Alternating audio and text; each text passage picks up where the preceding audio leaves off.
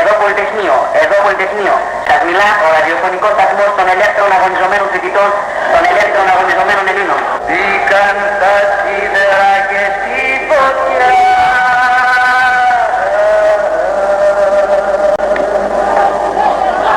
Που πέτιασαν με τα λιτάρια. Αυτή τη στιγμή μας έρχεται η πληροφορία στην οδό του Νάρα.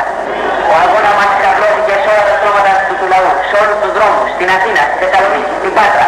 Ο αγώνας μας βρίσκει απίκηση ανάμεσα στις πλατιές μάζες του ελληνικού λαού. Αυτή τη στιγμή πληροφορούμεθα ότι η τεράστια δήλωση κατεβαίνει την οδό του Νάρα. Εδώ Πολυτεχνείο. Εδώ Πολυτεχνείο. Ακούτε το ραδιοφωνικό σταθμό των ελεύθερων. Χωρίς την αλλαγή της συγκεκριμένης πολιτικής κατάστασης. Αρχίζοντας έτσι, πολιτικό αγώνα.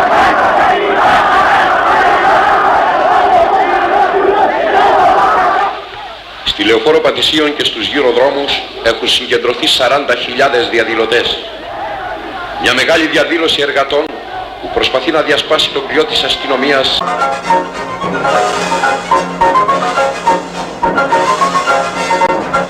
Ώρα 2 και 55 πρώτα λεπτά. Σας μιλάω ο ραδιοφωνικός σταθμός των ελεύθερων αγωνιζόμενων φοιτητών, των ελεύθερων αγωνιζόμενων Ελλήνων. Λαέ της Ελλάδος, λαέ των Αθηνών. Αυτή τη στιγμή, έξω από το Πολυτεχνείο, στους χώρους των οδών Πατησίων υπάρχουν τάγκ. Οι Έλληνες που βρίσκονται μέσα στο Πολυτεχνείο, έξω από το Πολυτεχνείο και στους άλλους δρόμους των Αθηνών, ξέρουν πώς θα πεθούν τα τάγκ. Ξέρουν ότι οι φαντάροι που βρίσκονται πίσω από το μέταλλό τους, οι καρδιές αυτών των φαντάρων είναι μαζί τους. Ξέρουν ότι οι φαντάροι δεν θα αποφασίσουν ποτέ να πατήσουν σκανδάλι ενάντια στον άοπλο, τον άμαχο πληθυσμό.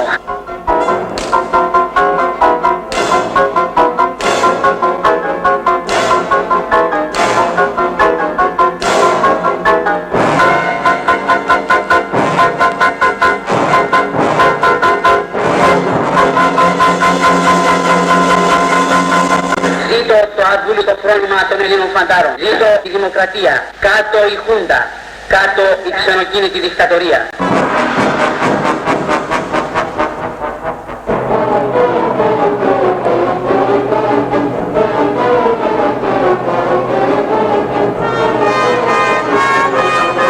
Δεν υπάρχει άλλη στιγμή για να διαπιστώσεις πως μας κατάδυσαν οι Αμερικάνοι.